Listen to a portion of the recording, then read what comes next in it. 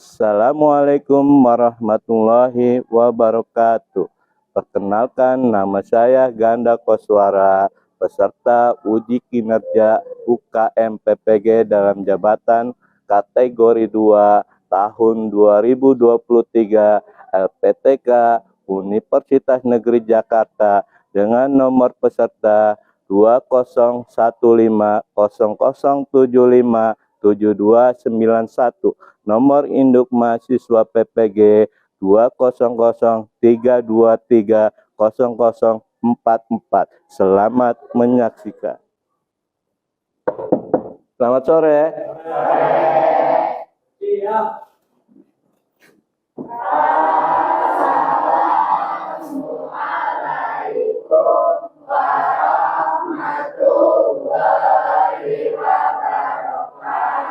Waalaikumsalam warahmatullahi wabarakatuh.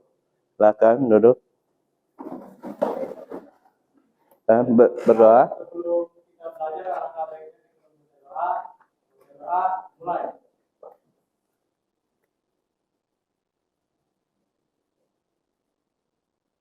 Doa selesai.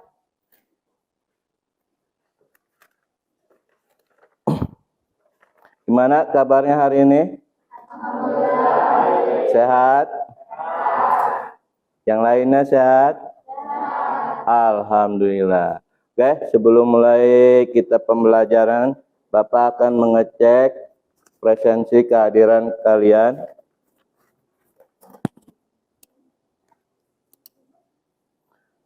Adelia Nopitasari, Ahmad Lau Mahfud, Ahmad Sultan Wahyu, Anissa, Bayi, Debbie Kristi, Dinar Alfirdaus. Oke, baiklah, kita akan melakukan materi. Namun sebelumnya kita membahas dulu materi yang kemarin tentang yang namanya darah. Tahu darah? Apa fungsi darah?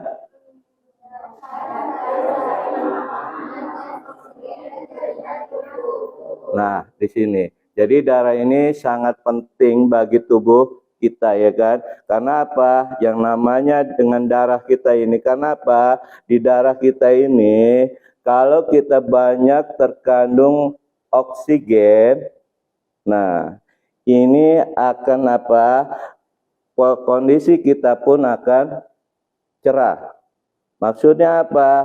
Di sini kita dalam keadaan sehat. Namun, kalau banyak karbon dioksida di dalam darah, nah, wajah kita pun akan terasa pucat di sini. Artinya apa? Ini kondisi kita sedang tidak fit. Ya kan? Nah, terus lagi selain yang namanya darah juga, kita kemarin itu membahas yang namanya golongan darah. Ada berapa? 4. Yang pertama,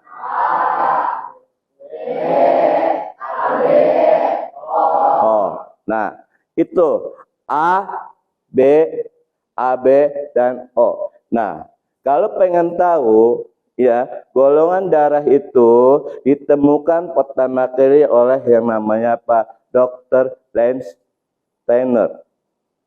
Nah, ini dia penemu daripada golongan darah A, B, O.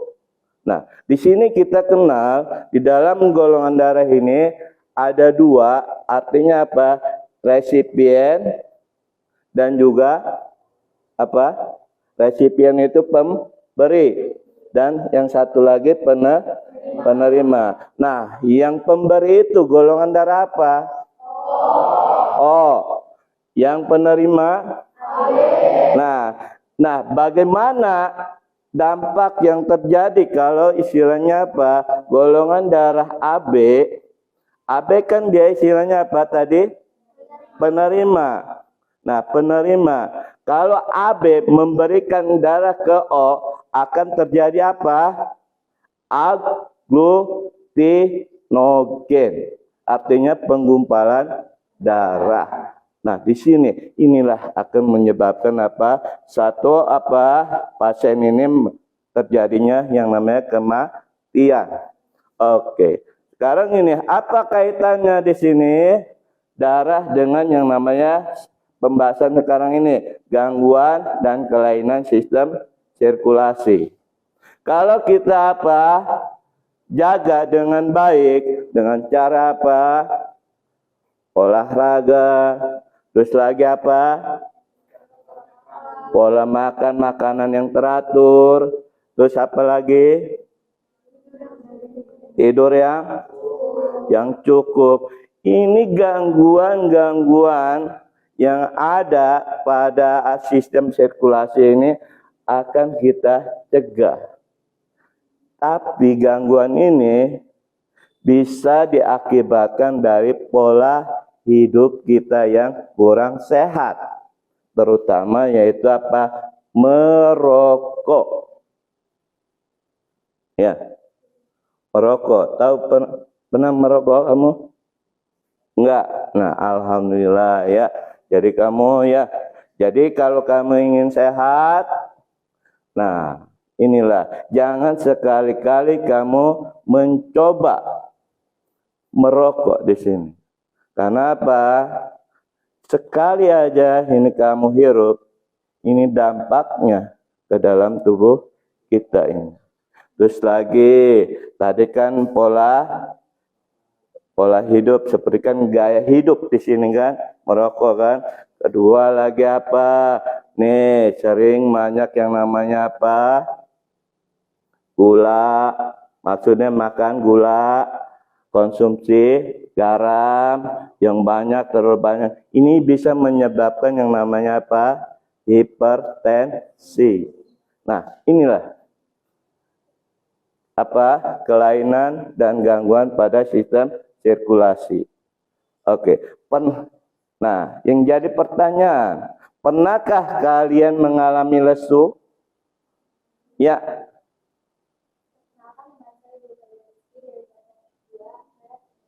Pernah. Gimana akibatnya?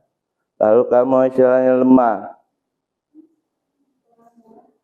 kurang darah.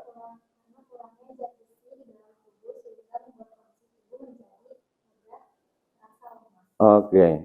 Nah, bagaimana cara ngatasi kalau lemah, lesu ini? Pola makan.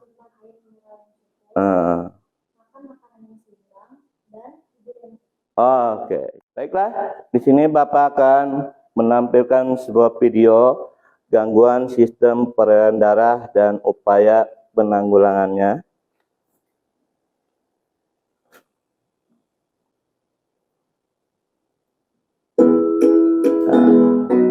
Coba kamu perhatikan.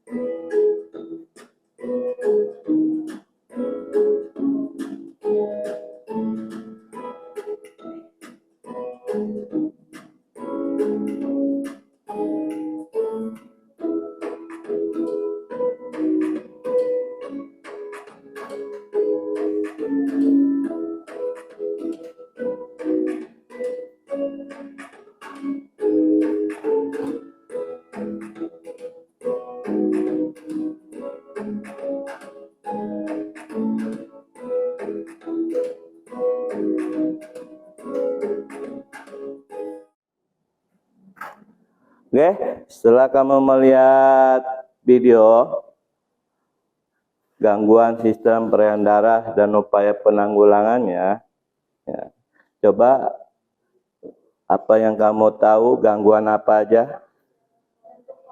jantung koroner, stroke, varises, anemia, hipertensi dan hipotensi.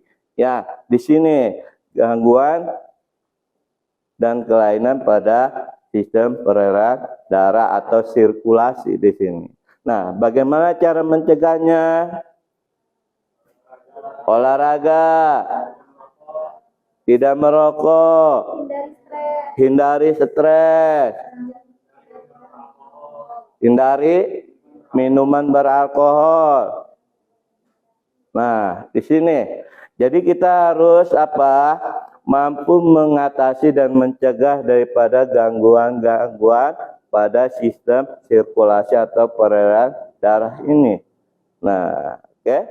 Baiklah, pembelajaran kita kali ini yaitu dengan tujuan yang pertama di sini peserta didik diharapkan mampu menganalisis hubungan antara struktur jaringan penyusun organ pada sistem sirkulasi dalam kaitannya dengan bioproses dan gangguan fungsi yang dapat terjadi pada sistem sirkulasi manusia serta kaitannya dengan teknologi melalui studi literatur dengan benar, secara kreatif dan kritis sekaligus penuh tanggung jawab, teliti dan jujur. Nah, inilah tujuan materi yang akan kita bahas hari ini. Sekarang kita akan mulai kegiatan pembelajaran. Di sini saya juga akan menampilkan sebuah video.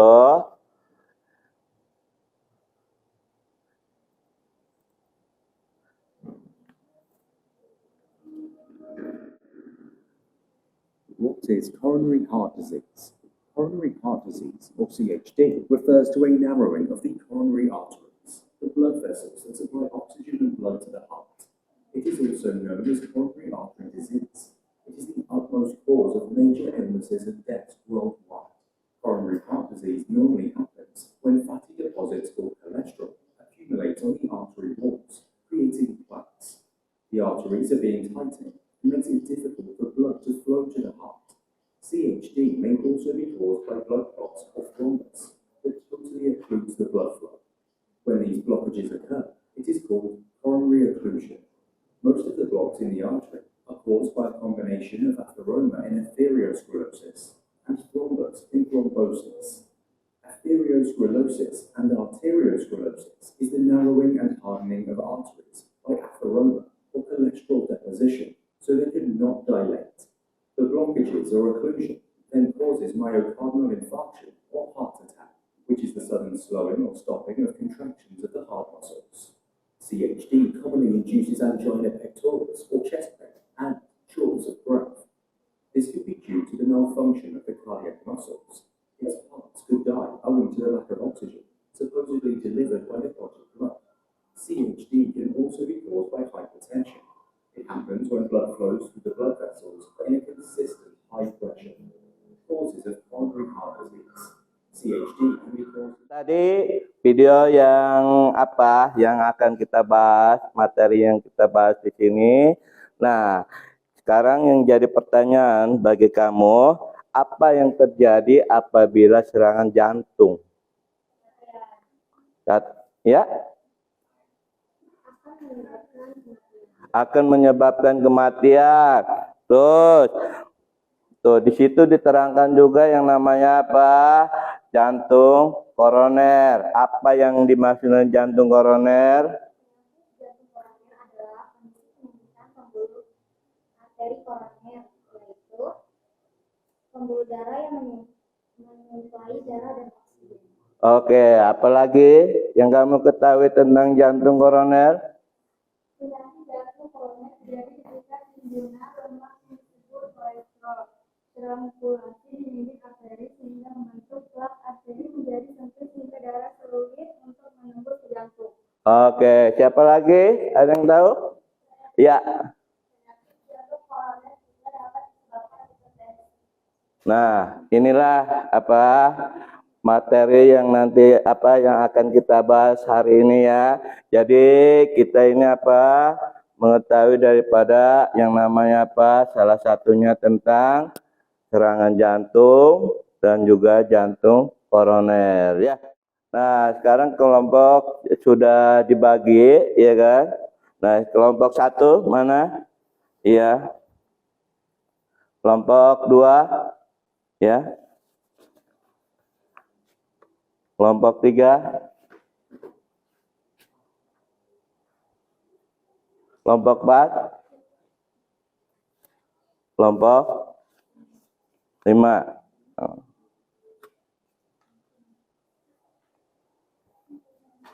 Oke, masing-masing kelompok sudah dapat lembar kerja peserta didiknya ya atau LKPD. Di situ ada beberapa opsi. Yang pertama di situ ada yaitu orientasi. Yang kedua itu ada artikel ya.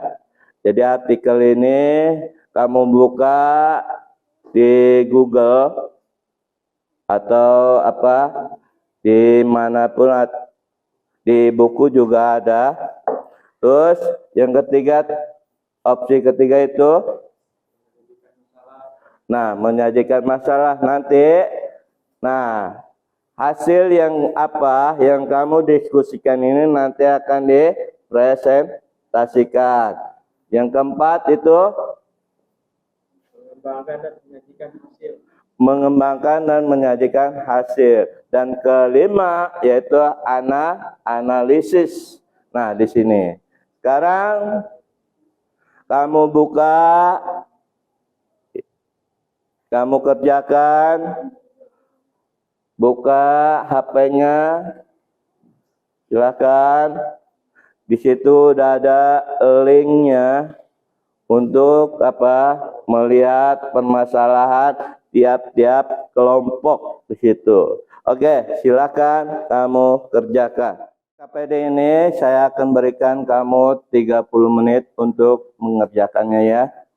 Sekarang silakan kamu kerjakan. Kalau misalkan ada masalah atau kurang ngerti, kamu tanyakan ke Bapak ya. Oke, silakan. Ada yang perlu dibantu? Belum? Ya.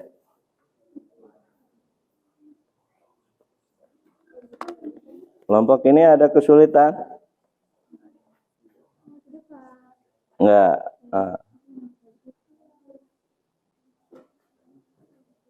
Tadi kelompok 1 tentang apa? Hemofilia, ya kamu cari tuh hemofilia ya kan.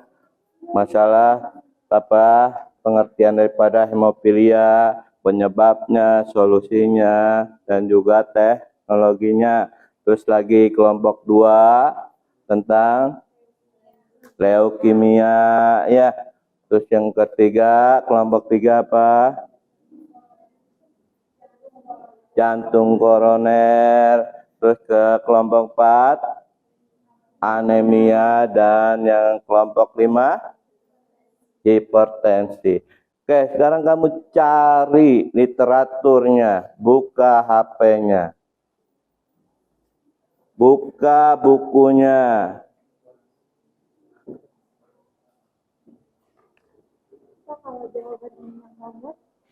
Jawaban kalau nggak muat, kamu di belakang aja nggak apa-apa kok.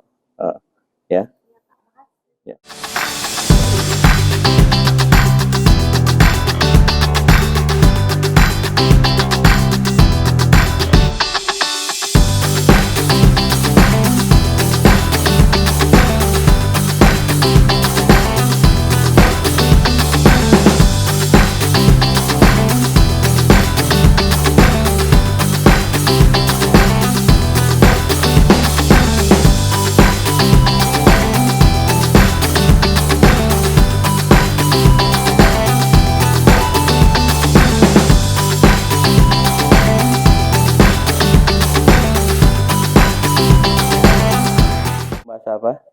Anemia. Sejauh mana udah kamu laksanakan? Penyebabnya udah. Sekarang solusinya. Nah, solusi dan teknologinya ya. Ya. Terus yang ini membahas tentang apa? Leukemia. Udah coba sejauh mana? Penyebab ya, oke. Terus solusinya, teknologinya kamu cari ya, literaturnya. Mana kelompok ini? Udah sejauh mana? Pengertian penyakit udah, penyebab udah ya. Terus, nah, solusi dan teknologinya. Coba buka lagi referensi literaturnya ya.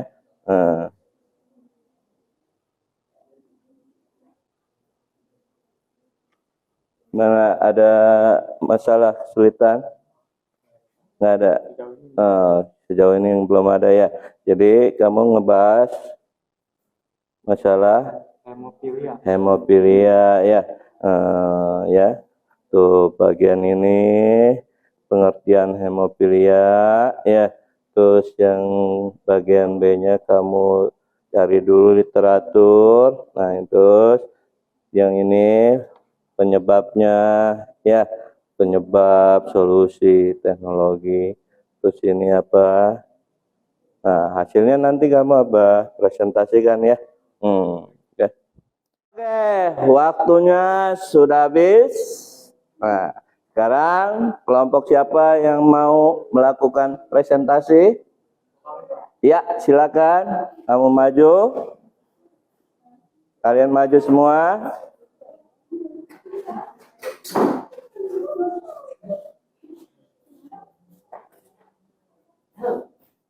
Assalamualaikum warahmatullahi wabarakatuh. Waalaikumsalam warahmatullahi wabarakatuh. Jadi kami di sini ingin mempresentasikan hasil dari kelompok kami, yaitu tentang hemofilia. Sebelum itu, izinkan saya memperkenalkan diri. Perkenalkan nama saya Siti Wijaya.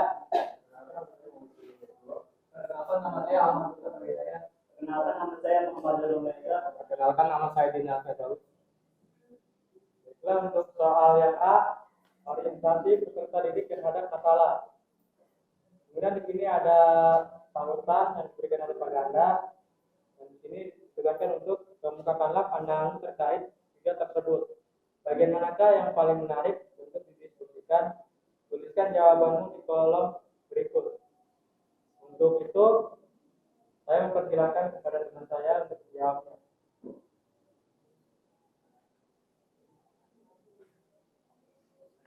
Bila saya akan menjawab pertanyaan nomor 1. Apa yang terjadi ketika serangan jantung akan menyebabkan kematian? Hal ini terjadi akibat kondisi penyempitan pembuluh arteri. Penyakit jantung koroner bisa disebabkan oleh kolesterol karena ketika timbulnya lemak yang tinggi akan terakumulasi di dinding arteri sehingga membentuk plak arteri menjadi sempit sehingga darah mengalir menuju jantung terlambat.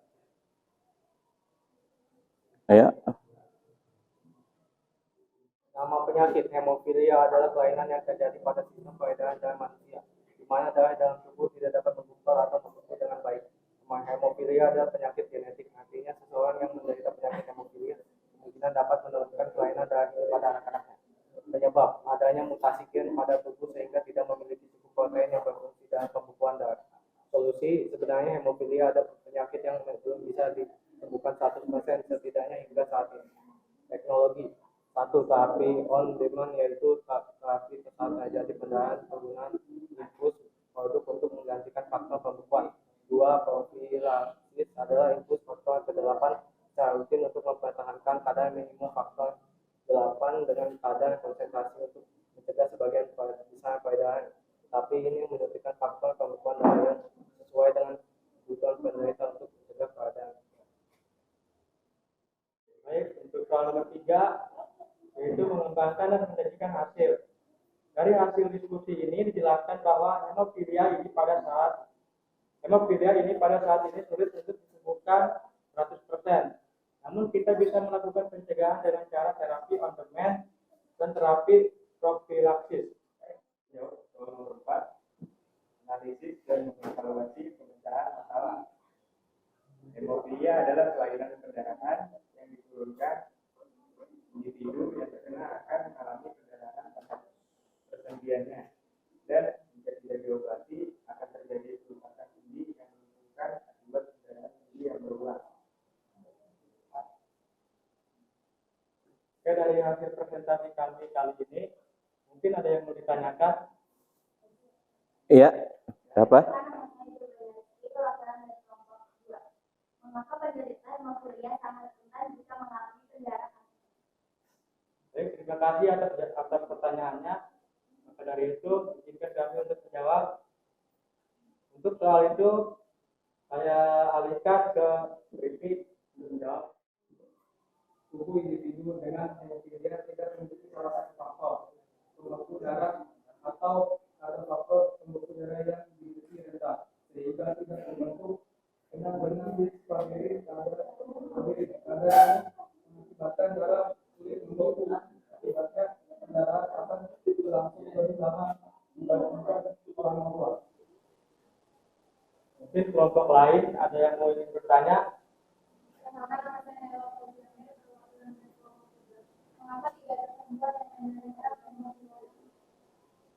Baiklah, terima kasih atas pertanyaannya.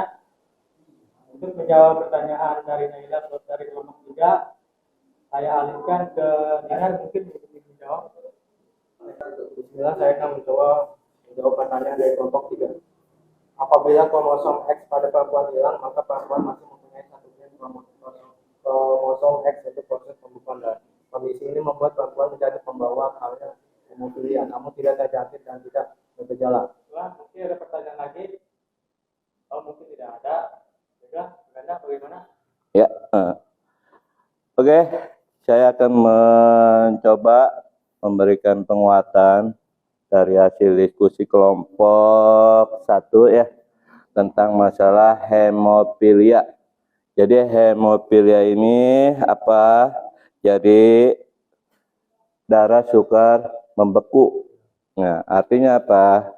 Memang kalau yang namanya darah sukar membeku ini sulit untuk diatasi, bahkan sampai sekarang ya pengobatan atau cara apapun istilahnya kayaknya apa belum ada.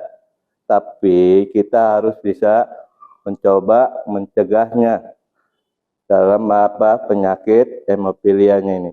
Kemarin kan ada satu emang ini bahasa ininya mah penyakit langka yang sulit untuk diatasi. Ya, oke, itu aja. Mungkin itu saja yang dapat kami sampaikan. Mohon maaf. Assalamualaikum warahmatullahi wabarakatuh. Ya, silakan. Diskusi sudah, sekarang kita mencoba menganalisis dan mengevaluasi dari permasalahan ini. Oke, siapa yang mau mencoba untuk menganalisis? Ya. Cakupan materi gangguan dan kelainan sistem sirkulasi kita bisa mengetahui peranan darah yang ada di tubuh kita sangat penting untuk dijaga. Jangan sampai gangguan ini menyerang pada tubuh kita. Banyak sekali gangguan dan kelainan pada sistem sirkulasi seperti stroke, varises, hipertensi, dan lainnya. Untuk itu, kita harus menjaga pola makan kita. Kebiasaan buruk seperti merokok harus dihentikan. Nah, inilah. Jadi pada dasarnya pola hidup kita yang harus benar-benar dijaga. Oke, evaluasinya gimana dari pemecahan masalah ini?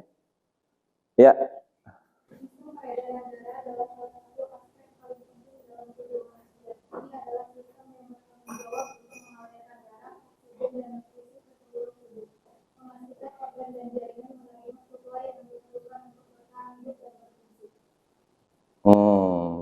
Oke, saya apresiasi kepada semua kelompok ya.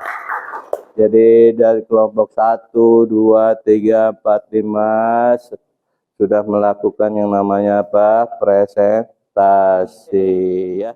Kita akan merefleksi daripada apa? Materi hari ini ya.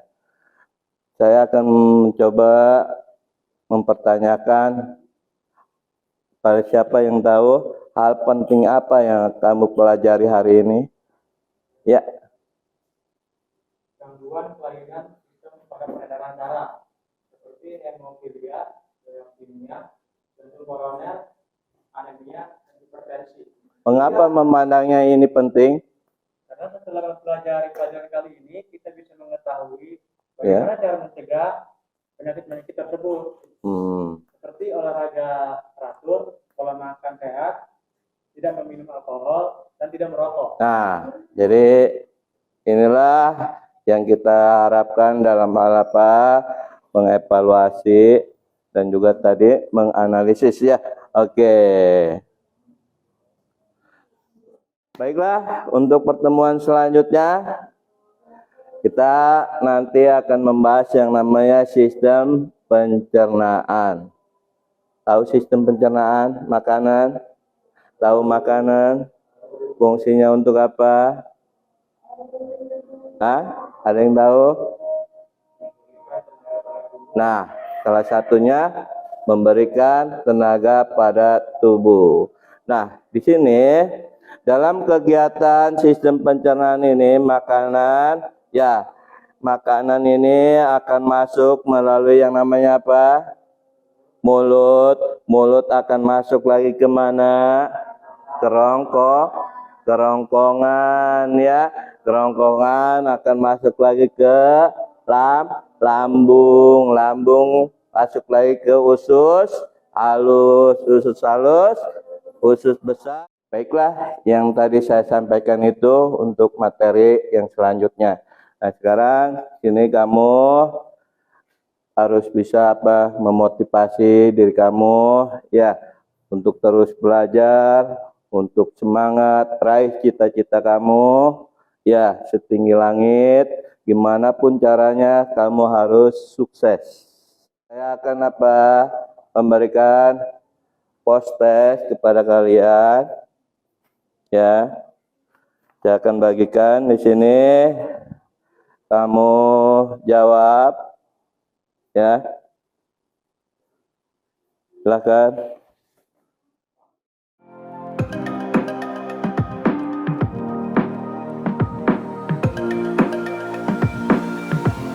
Saya kasih waktu 5 menit ya. 5 menit dari sekarang. Silakan kamu isi.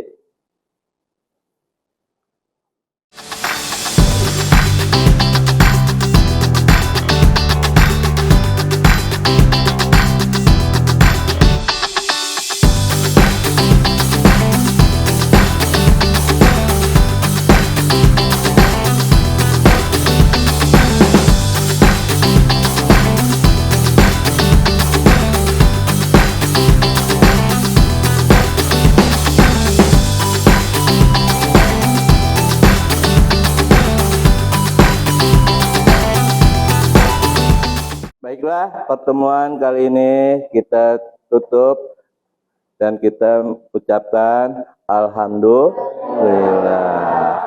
Silakan kamu rapi-rapi untuk sukma, untuk berdoa.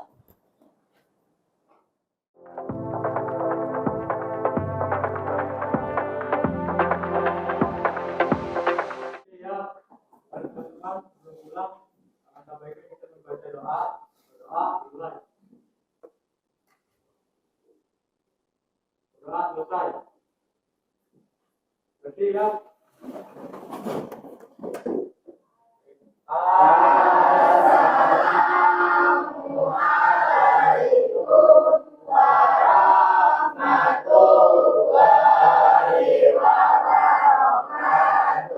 Waalaikumsalam warahmatullahi wabarakatuh.